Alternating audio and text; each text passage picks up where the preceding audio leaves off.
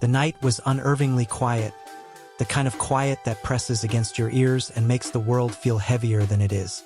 Harold Bennett eased his old sedan through the dimly lit streets, humming softly to keep his nerves at bay.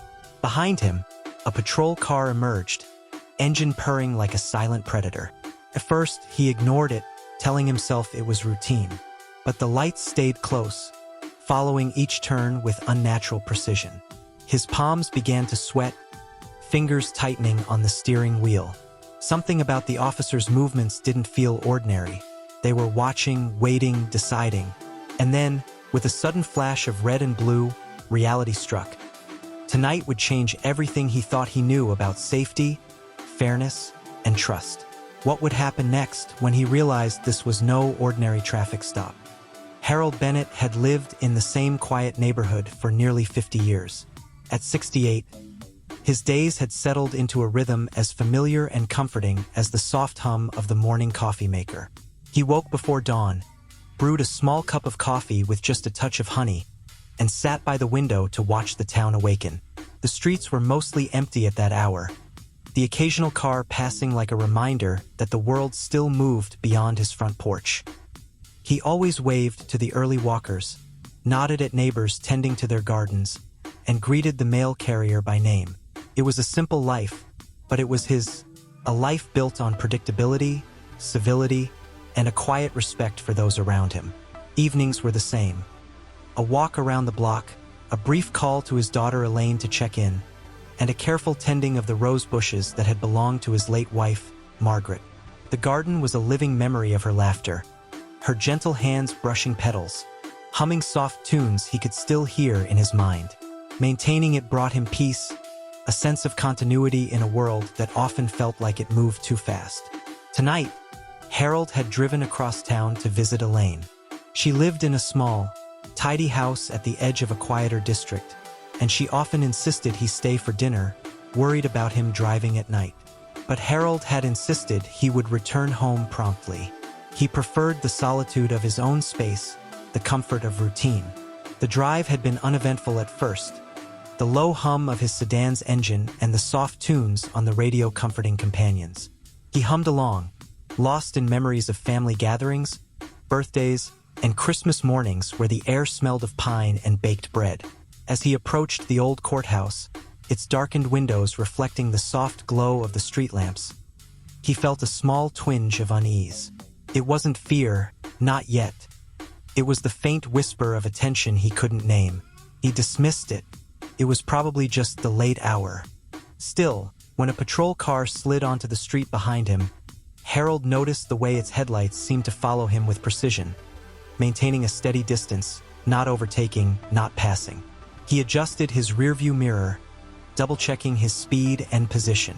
Everything appeared normal. He had committed no violations. Yet something about the vehicle's movements felt deliberate, measured, and it set his nerves on edge. He considered turning onto another street, but the thought of explaining himself to Elaine if he took a longer, unfamiliar route made him hesitate. Instead, he drove cautiously, keeping to the familiar roads. With every block, his unease deepened. The patrol car remained close, mirroring his every move as though reading his thoughts. It wasn't until he reached the intersection of Maple Street, a quiet stretch lined with old brick homes, that the red and blue lights ignited behind him.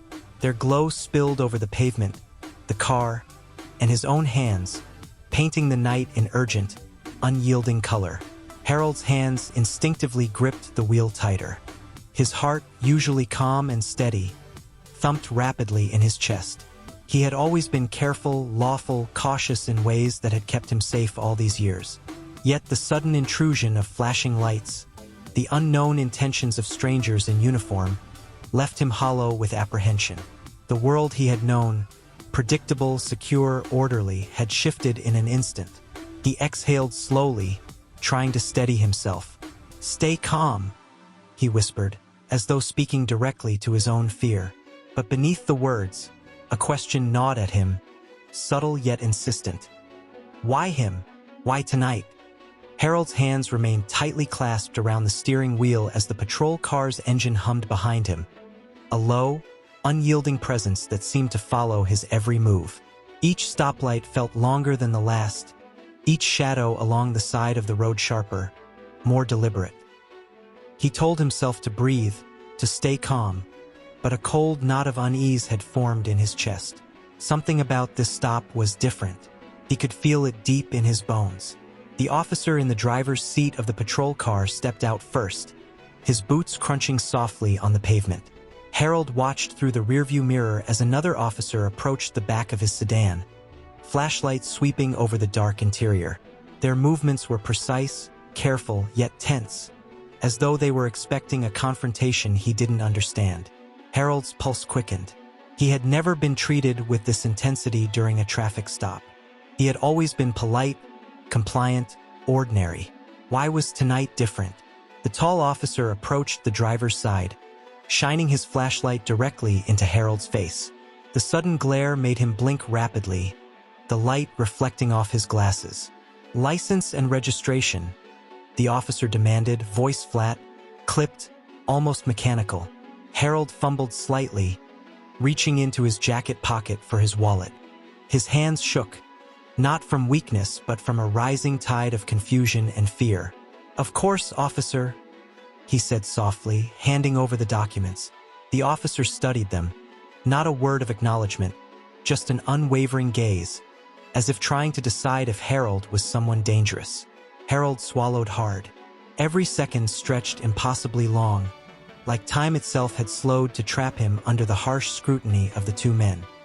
Meanwhile, the second officer moved deliberately around the back of Harold's car. His flashlight traced the lines of the sedan, from tires to trunk, peering into the shadows as though searching for a secret he was certain did not exist. The wind carried the faint rustle of leaves across the pavement, a soft reminder that the world outside this tense bubble remained oblivious. "Where are you headed tonight?" the first officer asked abruptly, snapping Harold from his spiraling thoughts. "Home," Harold said, his voice firm but tinged with uncertainty.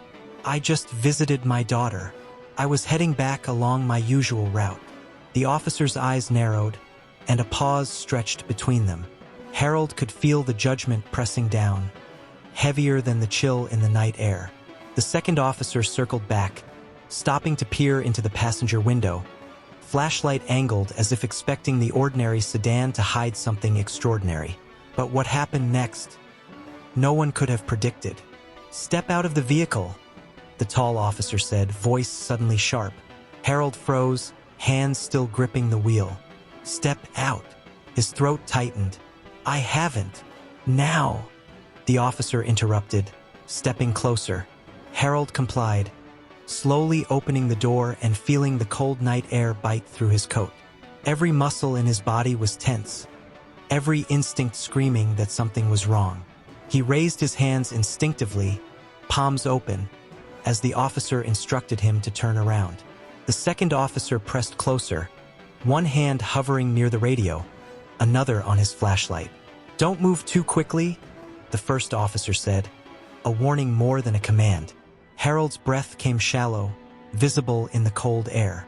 The distant hum of streetlights and passing cars seemed to fade, leaving only the rhythmic pounding of his own heartbeat echoing in his ears. He tried to speak, to explain, to assert his innocence, but every word felt meaningless, swallowed by the tension surrounding him. Then, hands on his coat, the officers patted him down. Cold gloves pressed against his shoulders, chest, and waist. Harold flinched, startled at the unfamiliar intrusion, the precision of each motion. His jacket was lifted, pockets emptied, his wallet, keys, and nothing else inspected like a treasure hidden from sight. He felt small under their scrutiny, like a character in a story where he didn't know the rules. Minutes ticked by. A flicker of doubt appeared on one officer's face as Harold insisted he had done nothing wrong. "Sir, I haven't done anything," Harold said quietly. "I've never had a problem with the law." The taller officer only shook his head. "Turn around," he repeated. "Hands behind your back." Cold metal clicked around Harold's wrists, and the weight of the handcuffs sent a shiver through him. His heart pounded so loudly he feared they could hear it over the night. The officers moved him toward the patrol car, firm but not harsh, the situation intensifying with each step. Harold's legs felt weak, unsteady, as though the pavement beneath him had shifted. And then the radio crackled, a voice slicing through the tension like a lifeline. Unit 4, hold position. Repeat, do not transport. Federal contact incoming. The words hit like ice water. The officers froze, confusion and alarm flickering across their faces. Harold blinked, stunned. Federal contact? What did that mean? His fear shifted subtly, a mixture of relief and renewed anxiety, as he realized he had no idea what he was caught in. The officers exchanged looks of unease, hesitation replacing the rigid certainty that had dominated moments before. The black SUV approached slowly, headlights cutting through the night like a promise. The black SUV's headlights cut a wide, steady beam across the deserted street, washing over the patrol cars and Harold's old sedan. The engine hummed low, authoritative, a presence that seemed to demand attention. The doors opened, and two figures stepped out. Their movements were calm, measured, deliberate, every step carrying the weight of certainty that contrasted sharply with the tension and doubt etched on the faces of the two officers who had detained Harold. The taller officer's grip on Harold's arm loosened slightly, uncertainty creeping into his posture for the first time that night. The second officer, who had hovered near Harold with one hand over his radio, froze mid-step, unsure whether to assert authority or yield to these new arrivals. The leading figure, a man in a dark overcoat with a badge clipped to his belt, approached Harold with a steady gaze. His presence was grounding, as though the air itself had shifted. He looked at Harold, not with suspicion, not with judgment, but with recognition, understanding, and authority. "Mr. Bennett?" the man said, his voice calm but carrying an unmistakable weight. "Are you all right?" Harold blinked, stunned. I don't understand. What's happening?" The man ignored the officer's protests, his eyes never leaving Harold. "These men have detained you without cause. That stops now." The taller officer tried to speak, hesitation flickering in his eyes. "Sir, he matched a description." The agent raised a hand, silent command. "Enough." His eyes turned back to Harold. "You've done nothing wrong. You were never the suspect here. This is a mistake." Relief and disbelief washed over Harold in equal measure, but it didn't erase the lingering fear in his chest, the pounding in his temples, the chill in his bones. He had been treated like a criminal, handcuffed, accused of something he had never done, and now, finally, the truth was unfolding, but slowly, deliberately, almost painfully. The agent turned to the taller officer. "Who authorized this arrest?" The officer opened his mouth, then closed it again. The weight of accountability had settled on him like the night itself. The agent gestured toward the black pouch found in Harold's trunk. "And this?" The officer held it up, uncertainty plain on his face. The agent took it, examined it swiftly, then exhaled slowly. "This belongs to one of our undercover vehicles. It was misplaced earlier during an operation." Harold's eyes widened. The pouch, he had never touched it, never seen it before, and yet it had almost cost him his freedom, his dignity, his peace. "You are safe now," the agent said, stepping closer to remove the handcuffs. The cold metal fell away from Harold's wrists with a click that sounded deafening in the quiet street. For the first time that night, he felt the tension in his shoulders release, though his body still trembled with adrenaline. The two officers looked on, humbled, uncertain, their authority stripped not by force but by truth and the presence of someone who commanded respect effortlessly. Harold's chest rose and fell with shallow breaths as he rubbed his wrists, still numb from the cuffs. "You will file an incident report," the agent instructed the officers, voice firm. "Every procedural error, every misjudgment. This should never have happened." Neither officer spoke, neither moved. The words landed like a judgment without malice, only fact. Harold watched silently, shivering slightly, the cold wind brushing his hair and coat. The streetlights reflected on the wet pavement, the flashing red and blue of patrol lights softened by distance. In that moment, The weight of the night's fear slowly began to lift, replaced by a strange mixture of gratitude and exhaustion. The agent placed a hand gently on Harold's shoulder. "We'll get you home safely. No one should face this alone." Harold nodded, unable to find words. His mind replayed every moment of the stop, the sudden glare of flashlights, the weight of suspicion, the helplessness he had felt. And now, the relief that he had not been accused wrongly, that someone had seen him as he truly was, not as a threat or a mistake. As he moved toward the SUV, guided by the agent, Harold's thoughts lingered on the fragility of trust, the ease with which a life of caution and care could be shattered in a few heartbeats. He thought of others, neighbors, strangers, who might not have had someone arrive in time, someone who could see the truth and stop injustice before it consumed an innocent life. The night air wrapped around him, sharp, cold, biting, but less threatening now. Harold's gaze returned to the officers, who remained standing silent, diminished not by punishment but by the weight of their own errors made visible. He felt a quiet sense of closure, tempered by the lingering reminder that fairness and justice could be fleeting, fragile things. Harold sat in the black SUV, the engine's soft hum filling the quiet night. Outside, the patrol cars had receded, their red and blue lights fading like distant storms. The air was still cold, but no longer suffocating. For the first time since the stop began, Harold allowed himself to breathe deeply, his chest rising and falling in a rhythm freed from fear. He stared out the window at the darkened street, familiar houses bathed in the pale glow of street lamps, and realized how fragile the peace of a life could be. One wrong assumption, one overlooked detail, and everything could have been taken away. The federal agent who had arrived stood beside the SUV, quietly observing him. "Are you all right, Mr. Bennett?" he asked. His voice was calm, measured, carrying the weight of authority but also something warmer, empathy. Harold nodded slowly, the words sticking in his throat. I think so," he whispered. I can't believe how close it came." The agent gave a slight, understanding nod. "You were never in danger because you were not the target. But mistakes happen, mistakes that can ruin lives if left unchecked. You should never have been treated that way, not for a second." Harold rubbed his wrists absent-mindedly, still numb from the handcuffs, still feeling the lingering adrenaline. He thought of the officers, their faces a mix of authority, pride, and uncertainty now replaced by discomfort and reflection. They hadn't intended to harm him, probably. They had only followed protocol as they understood it. But protocol alone could not capture the truth. And truth, he realized, was fragile, delicate, and too often ignored. The agent opened the rear door for Harold, a quiet gesture that made him feel seen, recognized, and finally safe. "Do you want me to call someone for you? Family?" "My daughter, yes. Elaine should know I'm all right," Harold said, voice still soft but steadier now.